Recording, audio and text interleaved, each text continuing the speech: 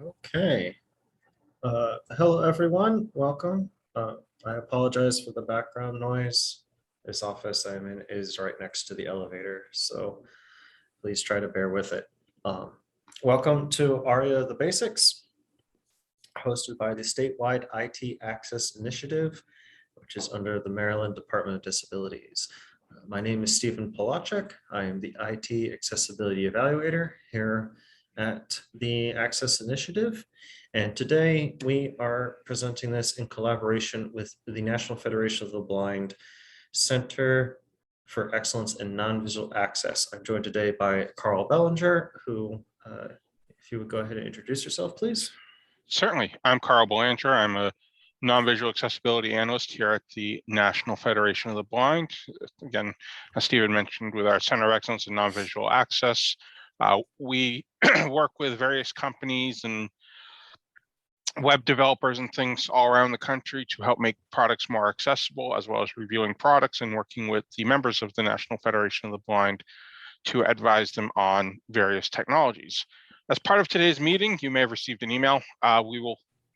We are using Scribe for Meetings. Scribe for Meetings is a service that renders the PowerPoint we will be using into an accessible web page-like format that you can review in time with the presentation. So as we change slides, the web page will update to show you the newest slide. You can suspend to stop the page from automatically refreshing or go back to previous slides.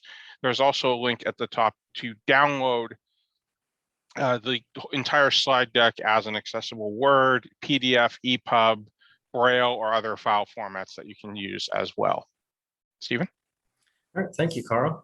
I also posted that link in chat in case you missed the email or it got filtered into your spam or whatever.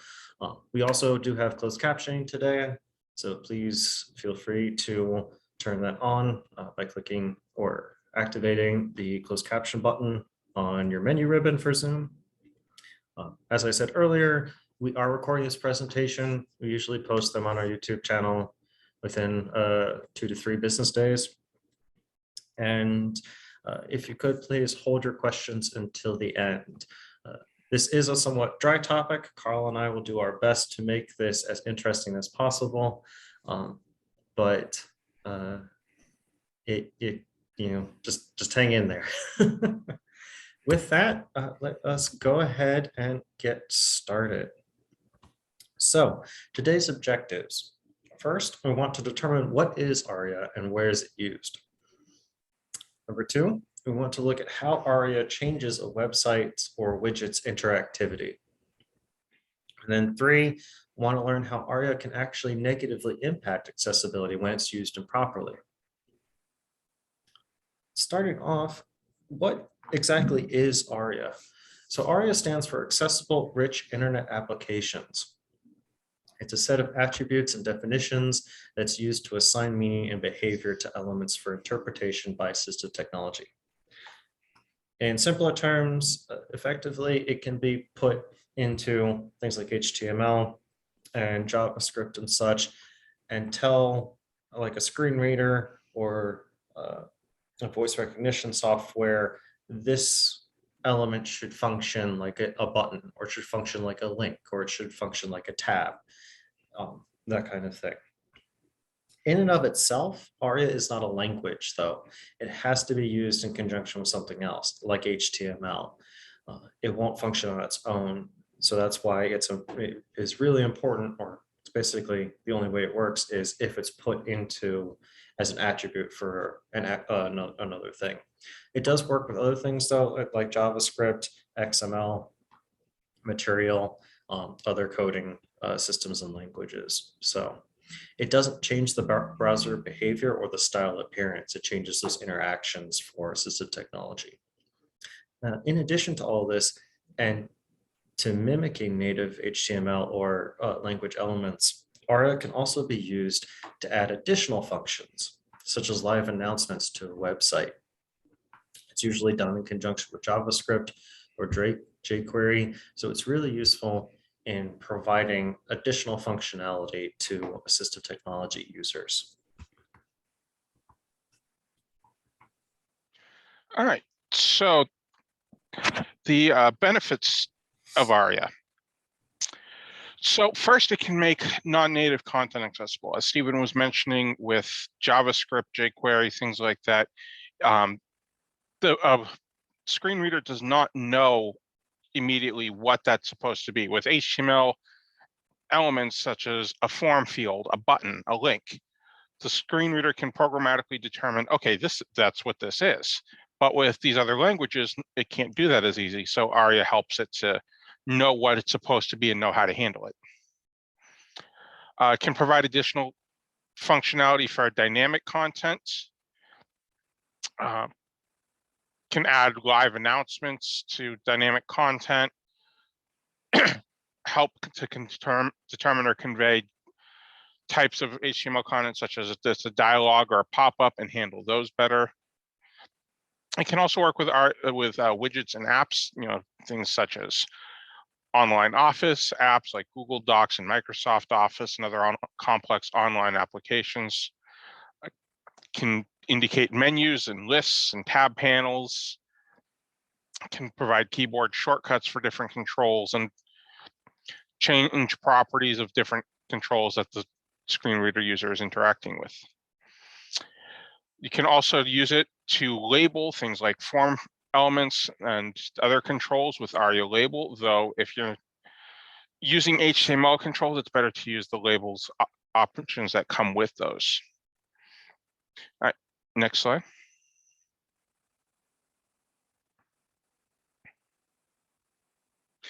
And ARIA can also cause some problems. It changes behaviors of native content. So if you tell a button that it should be a link using ARIA, the screen reader will tend to treat it more like a link, which can cause confusion. Newer ARIA is still fairly new, and new ARIA things are being developed all the time. And this can cause some compatibility issues, especially because not everyone's always on the newest version of whatever access technology they have.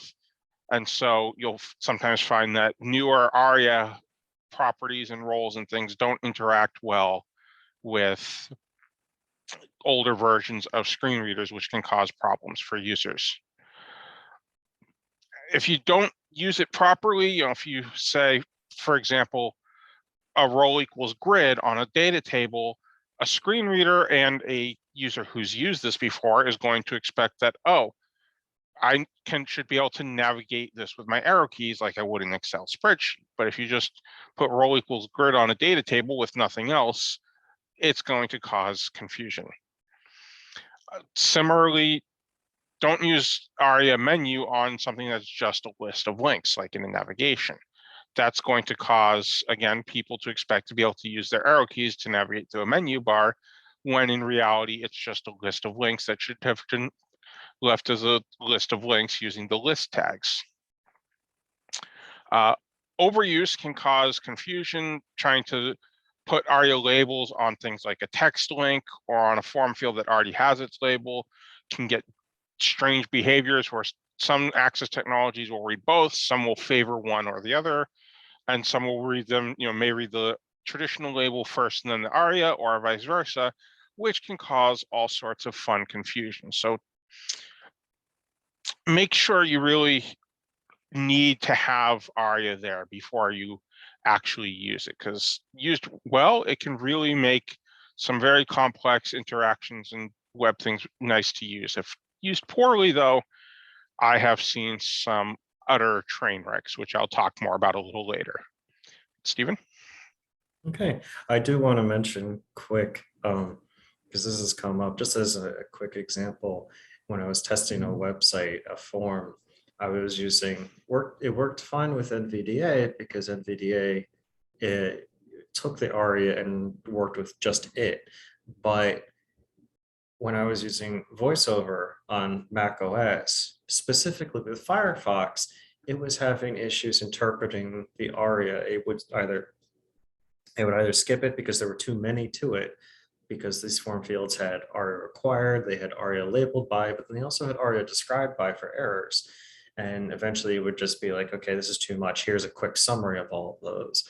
So that's an example of how you can overuse it, but there's also the compatibility issue of it worked fine with VoiceOver in Chrome, but did not work with VoiceOver in Firefox for whatever reason. So like most technologies, there's always going to be these little hangups across the board. As Carl mentioned, we have some rules of thumb. So what are the few things you need to keep in mind when you've decided you want to look more into what ARIA is and you want to actually use it? Carl summarized it perfectly. First rule is ask yourself, is ARIA really necessary here? The answer to that is the second point, which is use native elements when possible. HTML has a lot of functionality baked into it already. You know, why are you, if you have a link tag, but then you put role equals button on it, why if you told that link to act as a button with ARIA when you could have just used the button tag from HTML? Those kind of layers can cause issues down the road, compatibility or confusion otherwise. And the HTML part is more reliable in that sense because the screen reader or the other assistive technologies are already programmed to work with those things. You don't need to, reinvent the wheel here. So always use native elements when possible. The second thing is don't change native element behaviors. As we mentioned, changing a link to act as a button isn't necessary and can actually cause you other issues, such as using shortcuts to go through buttons, move run to that thing, or if you're running through the list of links, you'll find that, but it'll announce as a button and that'll cause confusion. So you don't want to change existing behaviors already because all of these technologies are already set up to work with them. Next point, don't double up on equivalent elements. So if you have a button, don't add the role equals button to it. That can either cause repetition, where they'll hear the element multiple times, or it'll cause issues with the interpretation of which is active, essentially, where you'll focus the button, but there'll be two instances of it, and either the first one works and the second one doesn't, or vice versa. So doubling up causes interpretation issues and usability issues with assistive technology. And then final point is all interactive controls must have an accessible name and be keyboard usable. So in those applications that Carl was talking about, where you're using a lot of ARIA to make it more functional for screen readers, you want to make sure that you're providing not just the behavior that's necessary, but you're also providing the name or label with it, and that you're providing any extra controls that are needed. Like if you've done custom shortcuts or keyboard shortcuts like in Google Drive, that there are other ways to access those things, because when you're using screen reader with those, screen reader might have compatibility issue there of using the same keyboard shortcut. It might override the ARIA or vice versa. So wanting to make sure that all of your controls are actually usable and reachable by keyboard, and they have a programmatic name, so that when the assistive technology focuses it, it can give that name to the user.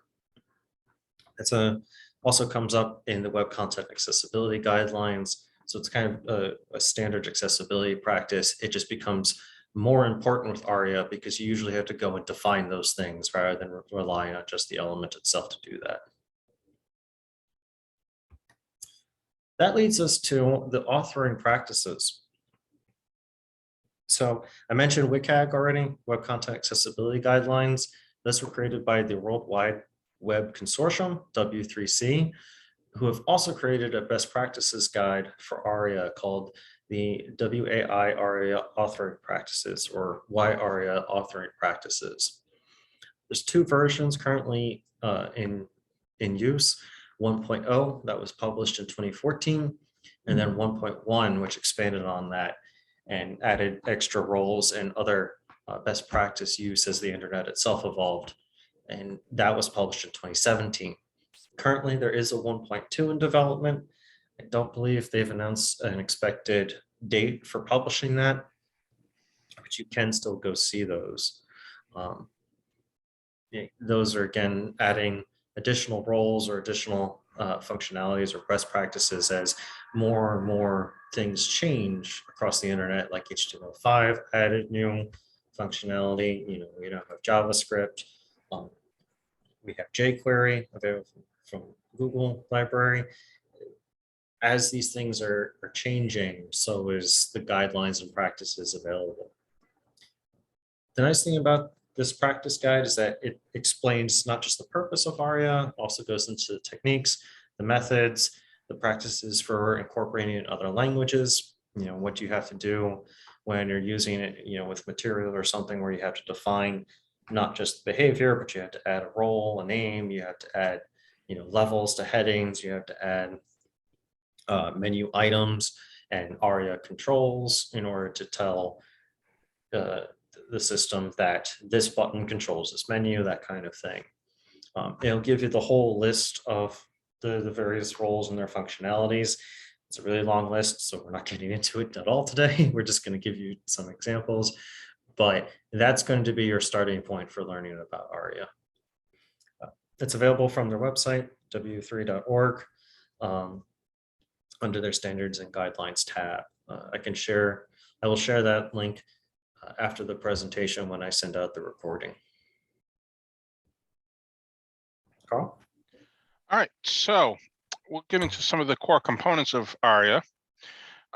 First being roles, which we've talked about a bit already, but roles define the behavior of an element and can overwrite the default behavior. These are things like buttons, headings, links,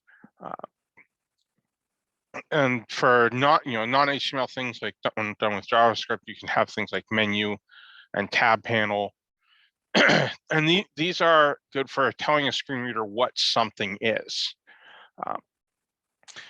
So next are properties. These add additional information or behavior, things like has pop-up or a behavior such as a live element. We'll talk about live regions later, but these, as define additional or create additional behaviors or give you additional information.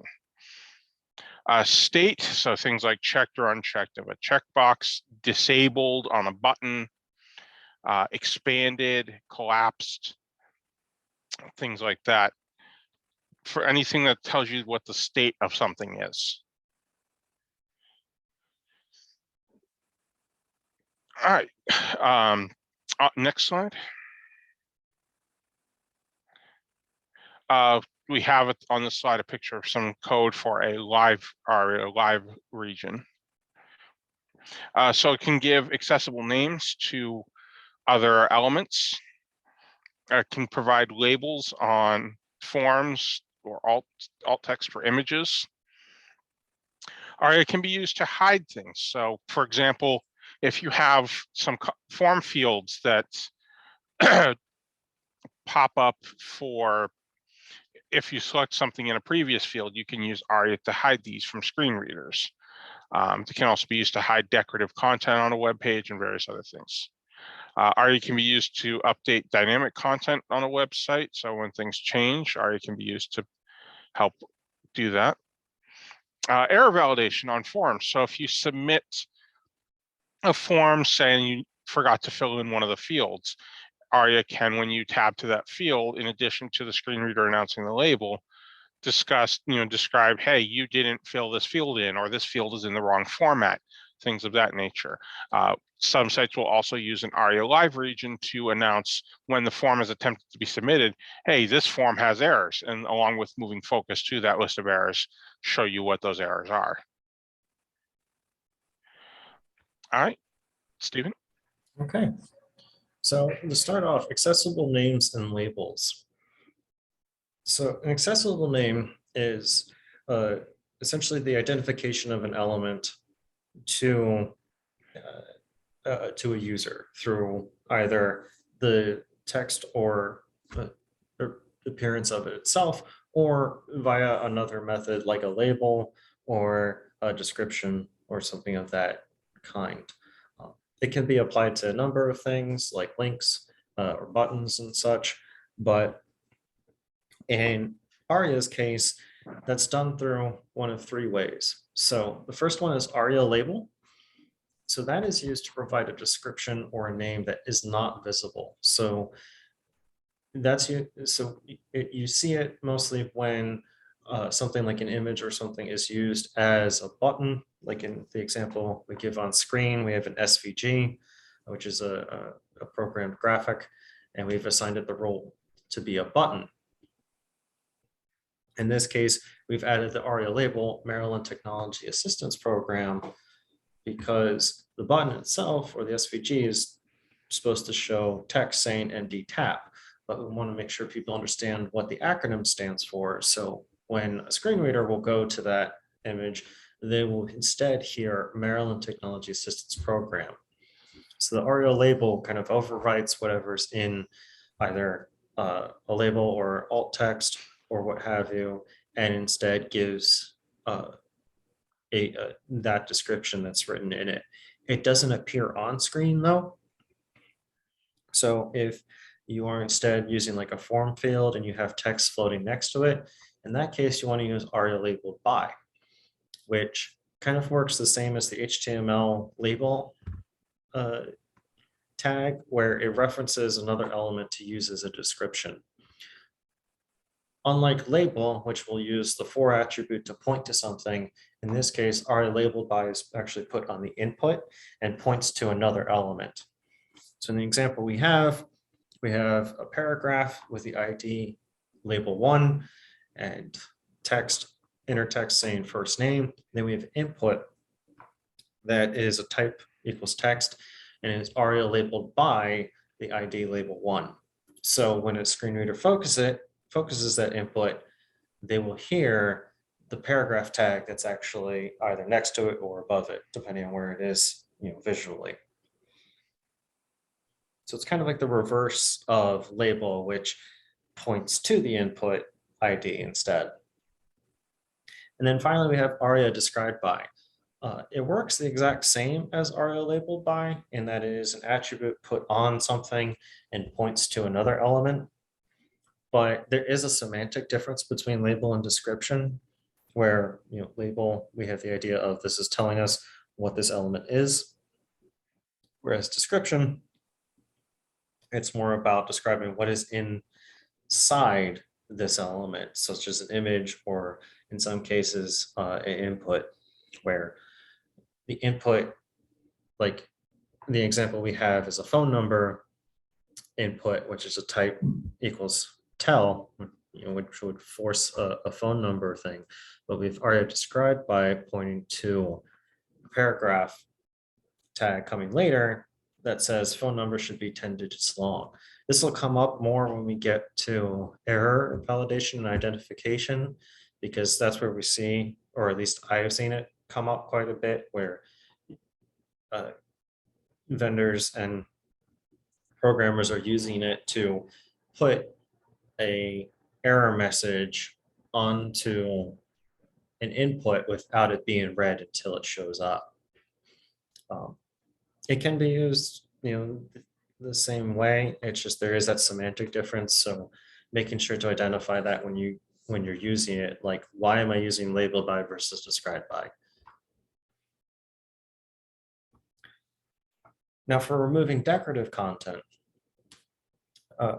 this comes up when we're visually hiding elements, but we're not using something like CSS property display equals none, because display equals none removes it entirely from the DOM order. Whereas if you put in something like display hidden or something, it's visually not present, but it's still readable or focusable by a screen reader. So in those cases, we kind of have to hide it from both, because otherwise, the screen reader user is going to have a different experience. Or, if you're using it if you're using honeypots in a form, to trap a robot trying to fill out the form, screen reader user is going to hear that honeypot trap and think it's a legit form field, and they'll try to answer it, and then they'll be blocked from using the form. So that's why you want to make sure that you're hiding it from not just visually, but also from assistive technology, because again, they're interacting with the system in a different way. So usually this is done with ARIA equal or ARIA hidden equals true. You can use it for decorative elements. You can use it for like the form field I mentioned. For example, if you ever come across the HR tag, which is a horizontal rule separator, commonly used to split content blocks and signify we're moving to a different topic or a different area. You can put ARIA hidden on those in order to let a screen reader skip those, so that the screen reader user doesn't have to focus another element while they're moving in between things. It can also be used to hide error messages or irrelevant content that's popped up. Like Carl gave the example earlier of you have a form field changing based on input from earlier in the form. In that case, you might have disabled it or you might have hidden it visually, but you need to make sure it's still hidden from screen reader users and other assistive technology users. And then hiding any context-based information. So if we've changed something, we've mentioned the form field example that we have on screen, but it can also work with other things, like if you're changing content on a page based on selecting like which version of something you're looking at. Say you're looking at an explanation of a car, and it's in a tab panel where you have highlights for each region and such, and you switch a radio button or to bring up different sets, like the engine block versus the axles versus the body frame, and you would select a different option up there, and visually you'll see that color change to the new area, but you want to use an ARIA hidden on the areas that are not supposed to be focused on, like say we're switching from engine block to axles, and you still have all these elements present, but you have the axles focused. So you need to add ARIA hidden to the other elements with JavaScript so that the user doesn't have to focus those and filter through everything. Then we have role equals presentation. This is another way in order to remove interpretation from content. Typically, you'll see this used on tables that are used for formatting purposes. It's very common in older websites because we didn't have the CSS abilities we do now. So a lot of the times people would use tables in order to make it appear crisp and clean, but that added a lot of extra information that wasn't useful to screen readers that would start announcing column by row number, and that wasn't relevant to the content. So adding role equals presentation to the table will allow a screen reader to interpret the inside information just as is, like a list or even just text, and remove that other format or that other information that's only useful for visually presenting it.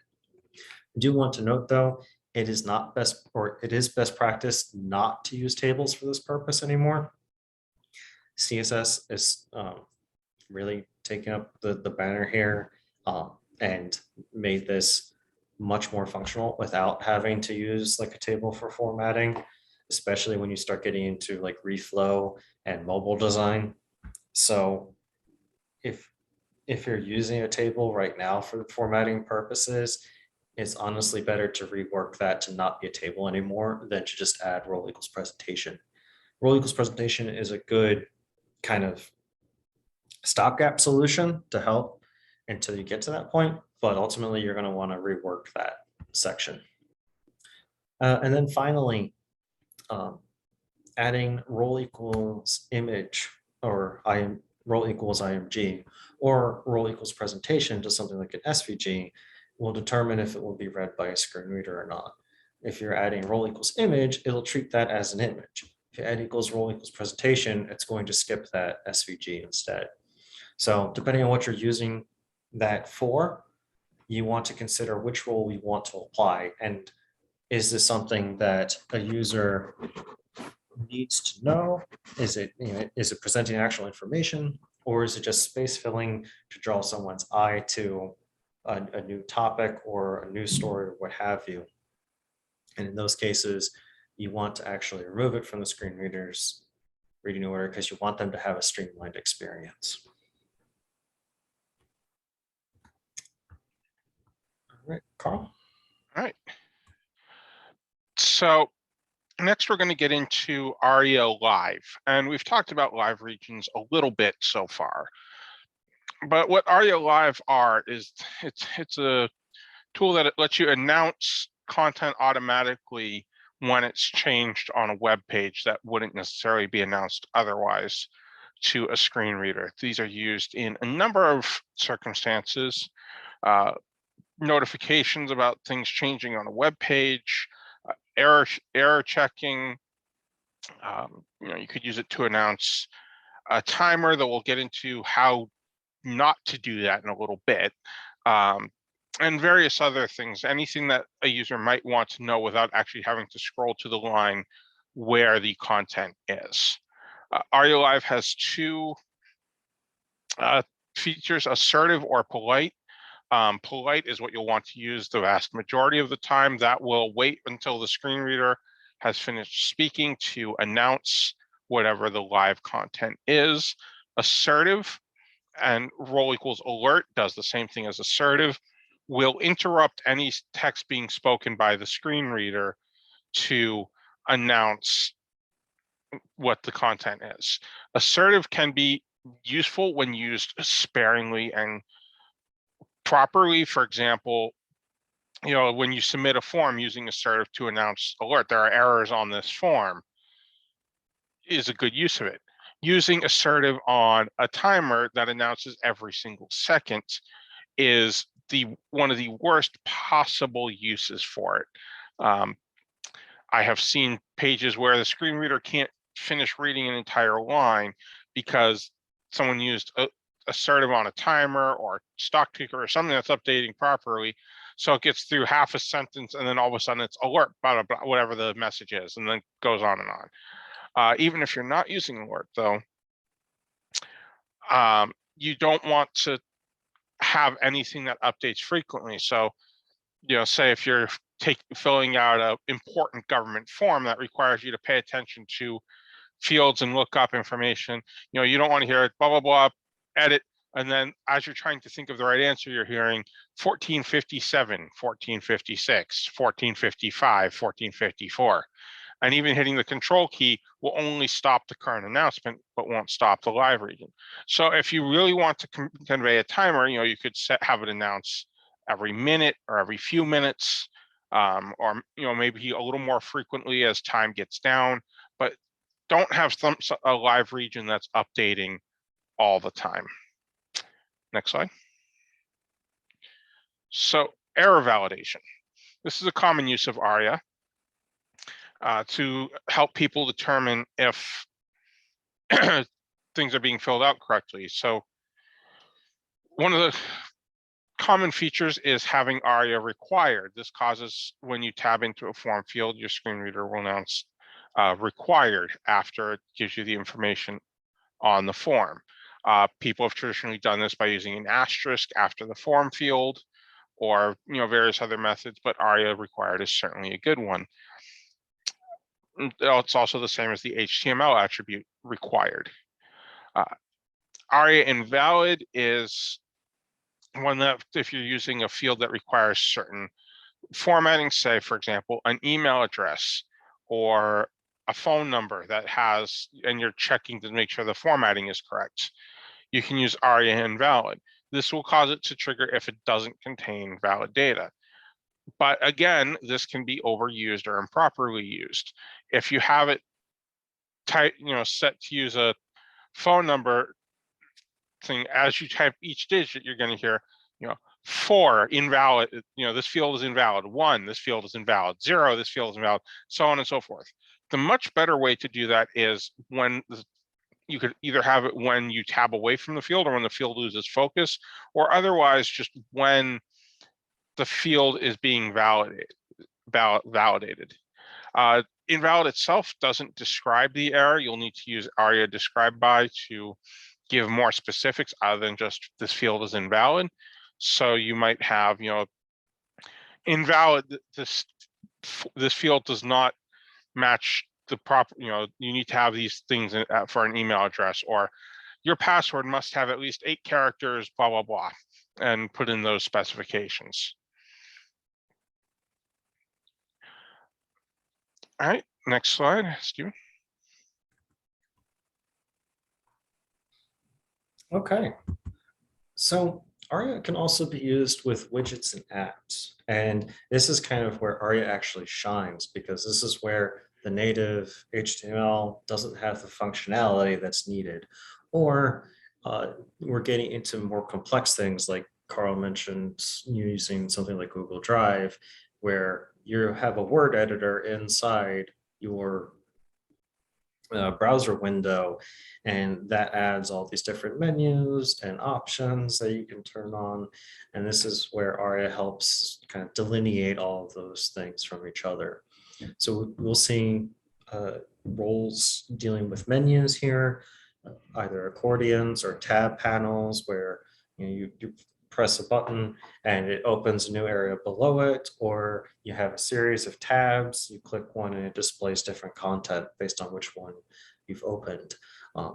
Adding custom controls or elements to something, where you've added either a keyboard shortcut that will function inside your widget, or if you are using one of the best examples is the drag and drop for uploading a file, being able to also add a role equals button to that, or another option there, so that users can still use it even if they can't use a mouse.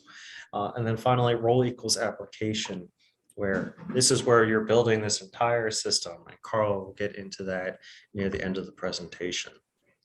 On screen, we have the data model from W3C, the 1.0 model, and it is this kind of flow chart of what controls what.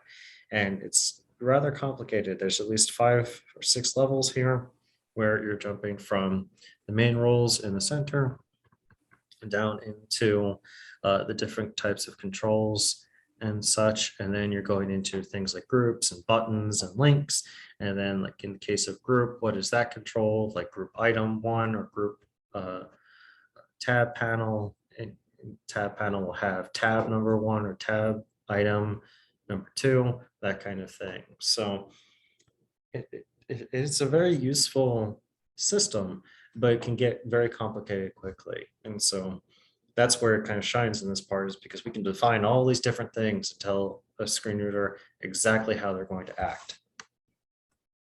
We can also completely screw it up and tell the screen reader, this isn't, this is how it's going to act, and that's not at all how we want you to use it. So ARIA can be very tricky at times. So we're going to start with menus. So there's 2 different types of menus. There's the horizontal one, which is menu bar, and then you have just regular menu, which is vertical. The bar, the menu bar is a persistent one. So you want to think of it kind of like your nav menu and on a website, where you have that fixed position where it's always available to you. And then the vertical menu is more like the one you would see on a mobile website, where you have to press the button that has 3 lines on it that will open that nav menu. And that nav menu is what the role equals menu is.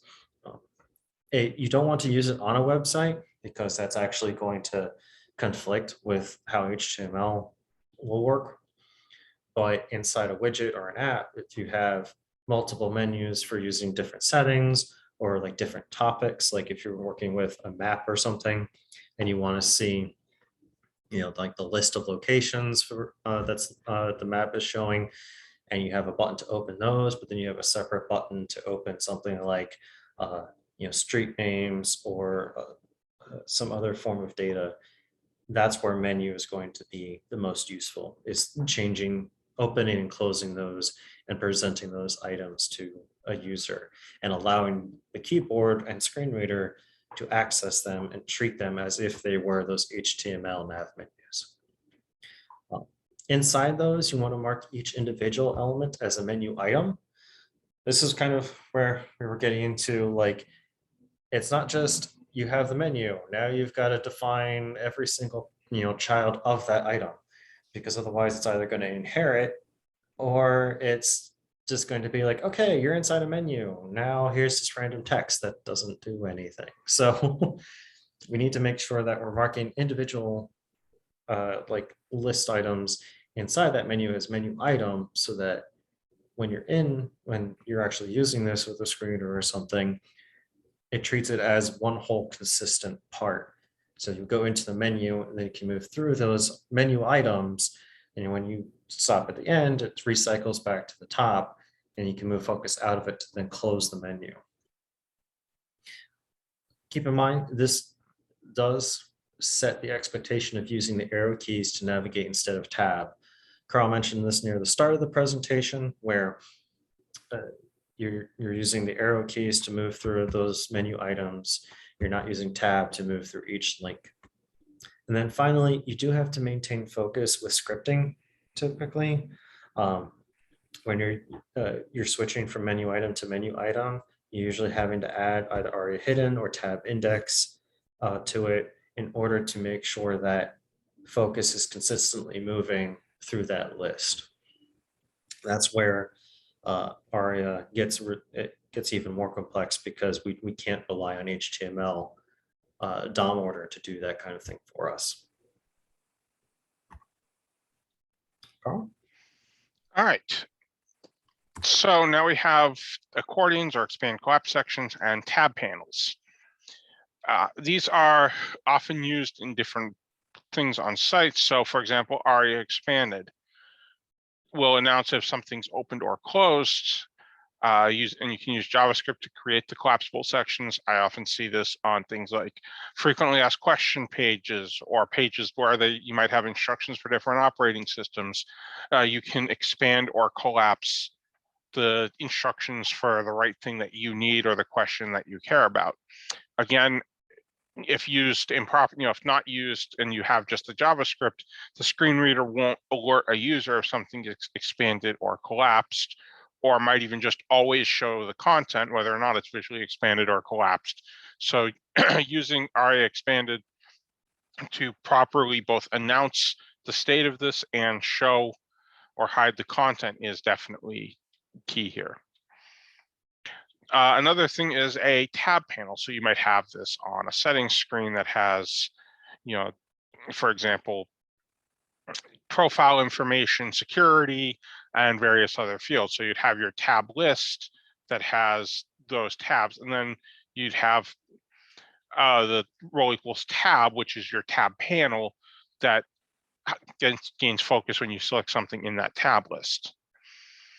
ARIA selected will announce which tab is currently active. And you can use ARIA also to place elements in sequence when they would otherwise appear out of order. And then you can also use ARIA controls to further handle things similar to the HTML parent and child aspects.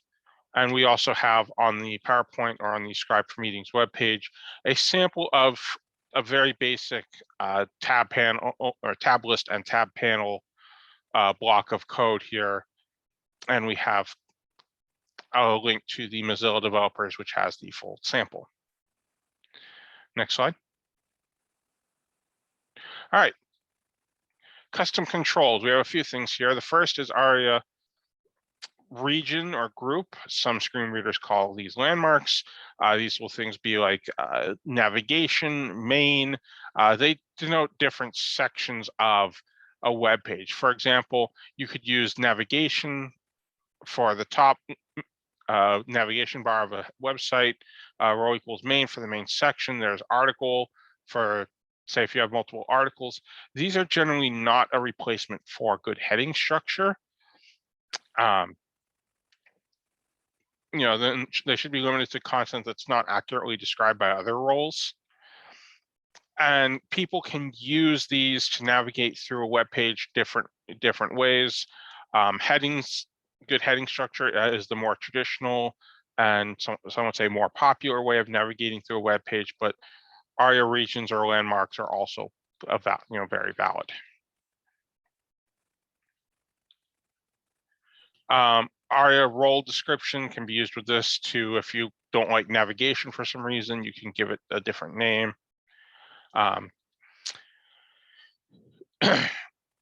Button states, you pressed or not for, if it's a toggle that you want to have on or off, can set up with JavaScript. Key shortcuts, you can define keyboard shortcuts. For example, Google Docs has a ton of them. Slack is another web app that uses a bunch. You'll still need to have some way to notify the user what these keyboard shortcuts are, because the web page isn't going to magically just inform the user of whatever shortcuts you've set up. So you'll want to have a shortcut list in your help documentation or in a dialog off the main page, things like that. Again, with shortcuts, you'll want to avoid using existing shortcuts. Don't use Control P for a shortcut on your website, or don't override the standard cut, copy, and paste, things like that. So finding shortcuts on a website can be a little, or let me rephrase that, finding key commands to use for shortcuts on a website can be a little bit of an interesting process, because you need to make sure that not only on Windows, but on Mac, that they are available to be used and won't conflict with a system or potentially even screen reader shortcut. I did want to add quickly, role or region. Oh, role equals region or role equals group pops up a lot with widgets and such. Like one example is something like Esri or Google Maps, where you have the map as a separate region from like the list of directions or what have you. And that's an example kind of how region is helpful versus something like a website where it actually more gets in the way. Yep. And next slide. All right, wanted to take a brief moment here to talk about, as you're going through ARIA, you'll find one specific role called role equals application.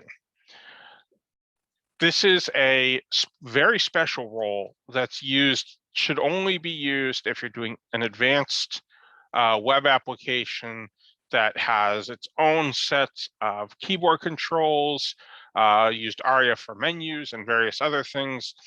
And you really, really should know what you're doing. This should never be used on just a standard web page unless you are very intentional about what you're doing here. This disables, for example, a screen reader. You can use H for heading, B for button, G for graphic, etc. to jump around a web page and can arrow through the content with a screen reader to read it. By default, application mode, when the screen reader sees role is application, it disables all that and essentially steps aside and is like, okay, web application, you claim you know what you're doing, so go ahead and take over. I'm just going to announce whatever you tell me to announce, which, if used properly, can enable awesome things like I've referenced Google Docs a number of times, Slack, various other web applications. If used incorrectly, can get what should just be a standard complex website to be very annoying to unusable with a screen reader.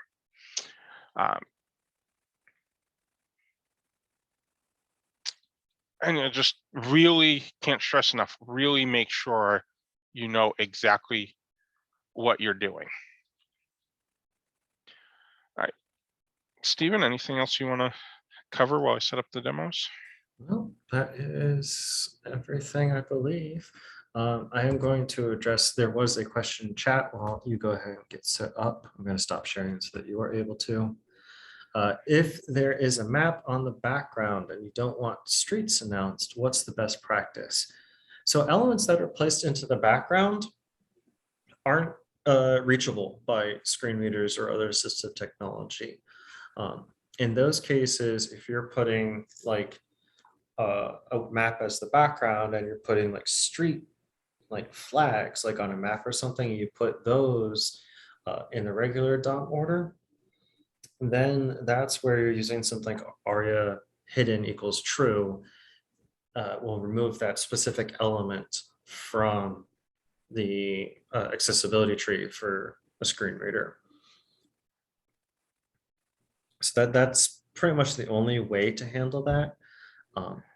If you put all of those elements into the background, they just won't be reachable anyway. Yep. All right. So I will share, we're going to do a couple of brief demos. First, I mentioned how live regions can be annoying. I'm going to show an example of this on the Audible site.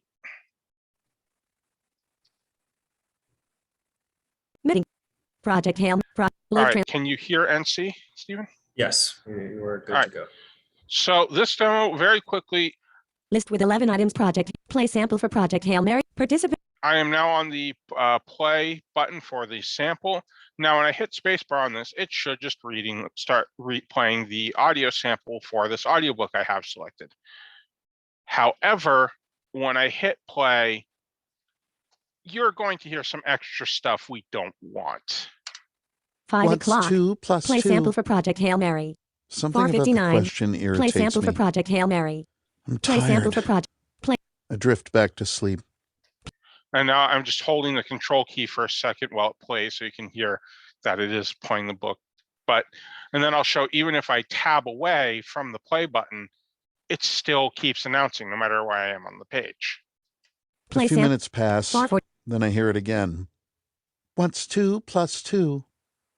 The soft, feminine voice lacks emotion and the pronunciation is identical List to with the 11 previous items. Andy time she Weir said link. it. Reporter link. Play It's a sample for computer. Project Hail Mary. Audible Studios The link. computer Language is English. hassling me. 4:32. Play I'm sample even for more Project Hail irritated Mary. now. Play sample for Project Hail Mary. Play sample for Project. say. Play sample for Project. Play sample. And as you can hear, it very insistently wants to announce that we are playing the sample for the book Project Hail Mary, and once in a while announces the timer. So Audible, I will probably be pinging them later on social media to be like, hey, whatever aria you put on this page or live region with the sample, just don't. Another demo I'm going to do briefly is to show you what a good example of ARIA menus look like. Application. Is Type it. We'll go to Google Docs here. Blank. So just like any form, I can type. This is a test. This is a test. And I can select it and do things. T test. Heading 1 style applied. And I apply the heading 1 style. They likely used an Aria-Live to announce that. Heading level 1. This is a test. And announce that. Now, if I pressed Alt-Shift-F, remember we can't use Alt and a letter because the browser uses those. File submenu 1 of 9. I'm now in the Google Docs file menu. Now, if I down arrow. New N field right pointing point. Open O Control plus O. Make a copy C. Share S field right pointing pointer submenu. Email E field right pointing pointer submenu. Make a copy C. Edit submenu 2 of 9. I just pressed right arrow. Now I'm on the next menu. I can up and down arrow. Find and replace. Undo. You can redo R Control plus Y. View submenu 3 of 9. Full screen U. Show section breaks as not checked. Show equation toolbar not checked. Insert submenu 4 of 9. Image I. Table T. And it reads out as I up and down arrow through the menu what I'm doing. And so by using the menu shortcuts. Document. Or using the arrow keys and some good ARIA work on the back end on Google's end, it makes the menus nice and accessible. Now, as I mentioned earlier with keyboard shortcuts, if I press Control/. Keyboard shortcuts dialog. Keyboard search. Search key. Navigation menu list text formatting. Link view all in Help Center. Table with H. Row 2 text formatting column 1 bold. Row 3 italic. Text formatting column 2 Control plus I. And so I can access the different keyboard shortcuts that are set up to work with Google Docs, and I can just escape out of that when I'm done. So those are a couple quick demos of ARIA done poorly and ARIA done well. Meeting control. I will stop my screen share. And if at this point, unless you have anything else, Stephen, if there are any other questions, we're happy to answer them. No, that is everything we had. So yeah, we can take any questions right now. I'm going to put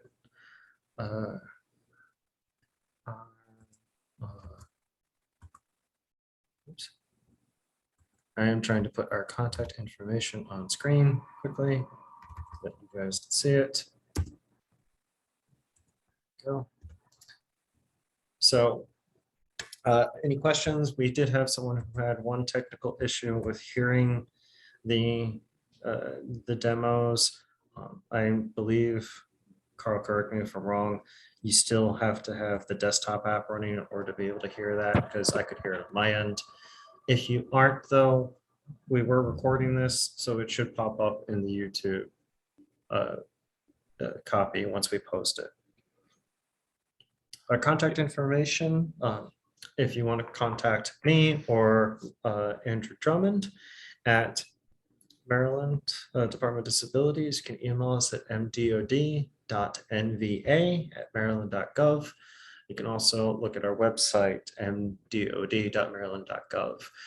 For contacting Carl and the rest of the CENA team, you can email them at access@nfb.org, or you can visit their website, nfb.org, and under programs and services, you'll look for Center for Excellence in Non-Visual Access. There are some additional resources also on the PowerPoint slide deck.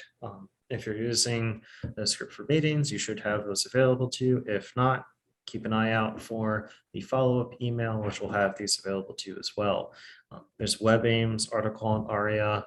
We'll also link to the W3C's authoring practices, and then DQ's Aria-Live playground configuration tool, which it gives a very simplified example of Aria-Live. The nice thing about it, it does give you the kind of basic code that's used there, so you can kind of take that and adapt it.